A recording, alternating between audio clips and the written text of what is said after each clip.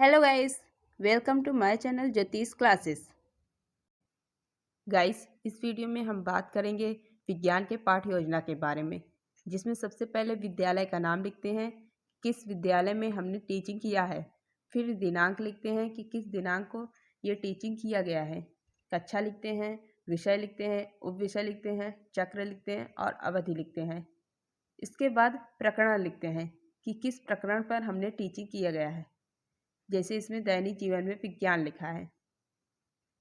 इसके बाद सामान्य उद्देश्य लिखते हैं कि किस उद्देश्य से मैंने इस टीचिंग को किया है। जैसे फर्स्ट है, विद्यार्थी दैनिक जीवन में विज्ञान की उपयोगिता को समझ सकेंगे। सेकेंड है, छात्रों में विज्ञान विषय के प्रति रुचि उत्पन्न करना। तीसरा है, छात्रों में सोचने समझने की क्षमता का विकास करना। और चौथा है, विज्ञान विषय के माध्यम से विद्यार्थियों को समय का सदुपयोग करना सिखाना। गाइस, इसके बाद विशिष्ट उद्देश्य लिखते हैं। इसके अंतर्गत भी कुछ उद्देश्य आते हैं। जैसे फर्स्ट है, ज्ञानात्मक उद्देश्य। इसमें लिखते हैं, छात्रों में दैनिक जीवन में विज्ञान की उपयोगिता के बारे में जानकारी प्रदान करना। सेकेंड है, बोधात्मक उद्देश्य। छात्र दैनिक जीवन में विज्ञान को समझकर अंधविश्वास से दूर रहेंगे। थर्ड है, क्रियात्मक उद्देश्य। छात्र दैनिक जीवन में विज्ञान को अपने कार्यों में सरलता से प्रयोग कर सकेंगे। फिर इसके बाद शिक्षण विधि लिखते हैं कि किस विधि से हमने इस टीचिंग को पढ़ाया है बच्चों को। इसमें लिखा है प्रश्नोत्तर विधि, स्पष्टीकरण विधि, प्रदर्शनी विधि। गाइस, इसके बाद सहायक सामग्री लिखते हैं कि किस सामग्री का प्रयोग हमने इस टीचिंग में किया है। जैसे चार्ट हुआ, चाक हुआ इत्यादि। फिर इसके बाद पूर्व ज्ञान लिखते हैं कि छात्र को इसके पहले इसके बारे में क्या ज्ञान था। छात्र आज के यातायात के साधन और प्राचीन काल के साधनों के बारे में जानते हैं। गैस, इसके बाद पाठ प्रस्तावना प्रश्न। इसमें 2 कॉलम बनाते हैं, छात्राध्यापिका कथन और छात्र कथन। इसमें सबसे पहले क्वेश्चन पूछा जाता है कि पहले के लोग कृषि किन साधनों का प्रयोग से करते थे। छात्र कथन में लिखते हैं, बैलगाड़ी, ढिकुली, कुआं इत्यादि। दूसरा, अब इनके स्थान पर कृषि के लिए किन साधनों का प्रयोग करते हैं। छात्र कथन में लिखते हैं, ट्रैक्टर, हार्वेस्टर, ट्यूबवेल, थ्रेशर इत्यादि। अब तीसरा क्वेश्चन होता है, ट्रैक्टर, हार्वेस्टर, ट्यूबवेल आदि किसकी देन है। छात्र कथन में लिखते हैं, विज्ञान की। चौथा है, दैनिक जीवन में विज्ञान ने किस प्रकार से प्रभावित किया है। फिर ये समस्यात्मक प्रश्न हो सकता है। फिर इसके बारे में हम और आगे टीचिंग करेंगे।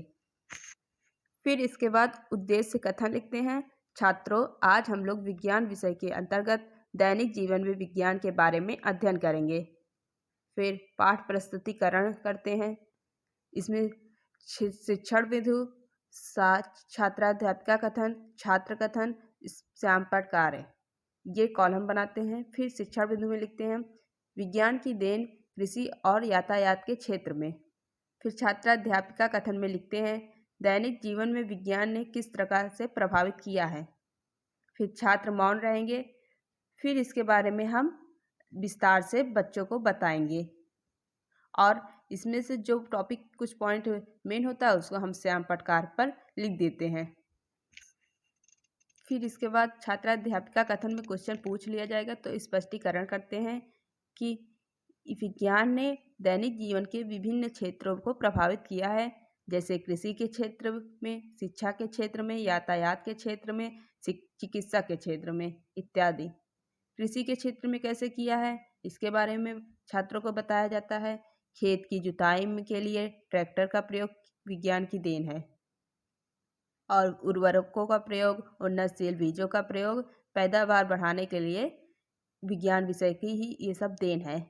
फिर यातायात के क्षेत्र में बताएंगे, यातायात के लिए मोटरसाइकिल, बस, ट्रेन, हवाई जहाज इत्यादि भी विज्ञान की देन है।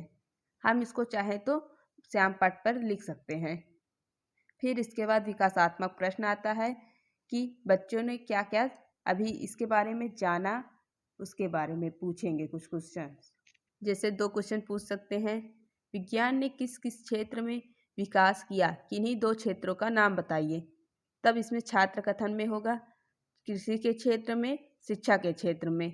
हम इसे श्याम पट पे लिख सकते हैं, इससे बच्चों का प्रोत्साहन बढ़ेगा। और दूसरा क्वेश्चन है यातायात को आसान बनाने वाले किन्हीं दो साधनों का नाम बताइए। फिर छात्र बताएंगे मोटरसाइकिल, बस इत्यादि। इसको भी हम श्यामपट पर लिख सकते हैं। फिर शिक्षण बिंदु में लिखते हैं विज्ञान की देन मनोरंजन के क्षेत्र में, संचार के क्षेत्र में, चिकित्सा के क्षेत्र में कैसा है।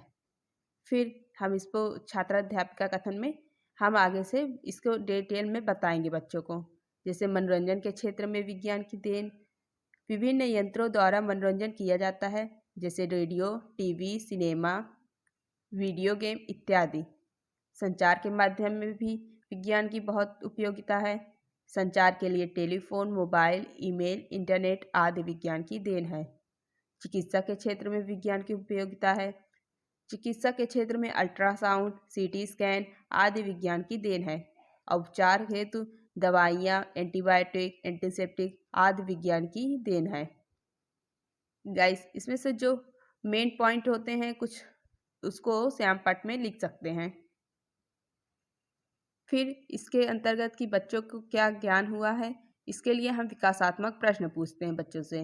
जैसे फर्स्ट है संचार के क्षेत्र में विज्ञान की देन के दो उदाहरण बताइए। जैसे फिर छात्र बताएंगे मोबाइल, ईमेल। फिर हम इसे उनके प्रोत्साहन के लिए कि अच्छा लगे, इसके लिए हम श्यामपट पर इसको लिखेंगे, जिससे उन्हें प्रोत्साहन मिलेगा। फिर सेकेंड है मोबाइल के क्षेत्र